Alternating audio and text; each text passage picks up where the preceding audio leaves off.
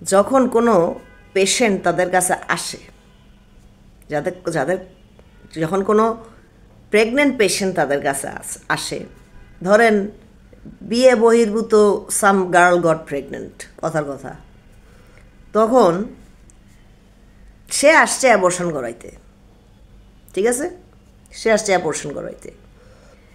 একটা ডাক্তারের কাজ কি? ওই মেয়ের পার্সোনাল লাইফ ঘাটা, ওই মেয়েকে মোরাল অ্যাডভাইস দেয়া, নাকি আমি তোকে টাকা দিব, তুই আমাকে সার্ভিস দিবি, বাস এই পর্যন্তই? প্রফেশনাল লাইন, প্রফেশনালিজম মেনটেন করা কোনটা? একটা ডাক্তার যদি এরকম একটা দুর্যোগ অবস্থায় পড়া কোনো মেয়ের অ্যাবর্শন করার আগে তাকে মোরাল পলিসিং করে, তাহলে ওই মেয়েটার অবস্থাটা কী হবে আপনি বুঝেন, মনের অবস্থাটা কী হবে? সে যেই কারণেই প্রেগনেন্ট হোক বা যেভাবেই হোক, সে চাচ্ছে না, সে চাচ্ছে ফিটাস ফেলে দিতে। একটা ডাক্তার হিসাবে আপনি যদি এই গাইনি লাইনের ডাক্তার হয়ে থাকেন, আপনার কাজ হবে সিম্পলি মেয়েটা কী চায় সেটা সম্পন্ন করে তার থেকে টাকা নিয়ে তাকে গুড বাই বলা। আপনি যদি এখন এখানে এটা ঠিক না, ওইটা ঠিক না, কেন করেছো, হ্যাঁ, তুমি মরলে তোমার কি হবে, এইগুলা বলা আপনার রেসপন্সিবিলিটি না। মোরাল পলিসিং করা বন্ধ করেন। এই ডাক্তারগুলোর সমস্যাটা কি জানেন? এই বাংলাদেশের ডাক্তারগুলো ভালো না কেন জানেন? ওরা সায়েন্সের ভাষায় কথা না বলে, প্রফেশনাল না থেকে ওরা বিভিন্ন রকমের আবে তাবে বলতে থাকে রোগীকে, বিভিন্নভাবে বিভ্রান্ত করে, মানসিকভাবেও বিভ্রান্ত করে, মিসগাইড করে, এবং অনেক সময় টাকা খসড়ায় নেয়। এই যে আমি বললাম সাইকিয়াট্রিস্টরা কী করে, আর আরেকটা হচ্ছে গাইনোকোলজিস্টগুলা। এই গাইনোকোলজিস্টগুলো এই কাজটা করে।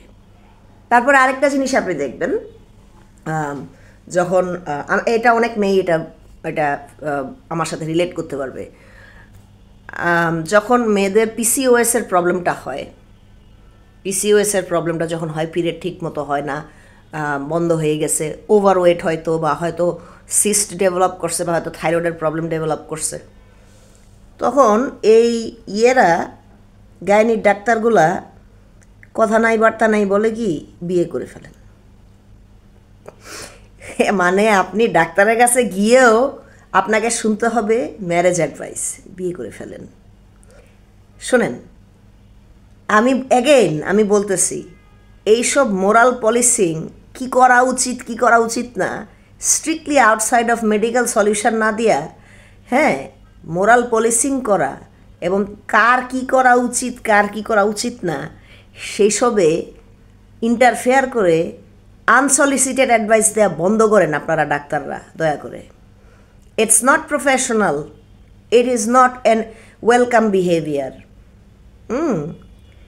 একটা মানুষের যদি পিসিওএসের প্রবলেম থাকে, আপনি তাকে জিম সাজেস্ট করবেন, আপনি তাকে বলবেন যে সিস্ট অপারেশন করে ফেলতে, আপনি তাকে এই যে সিস্ট হ্যান্ডেল করার জন্য, পিরিয়ড রেগুলার করার জন্য যে ওষুধ দেওয়া দরকার আপনি সেটা দিবেন, কিন্তু আপনি তাকে ওয়েট লুজ করতে বলবেন।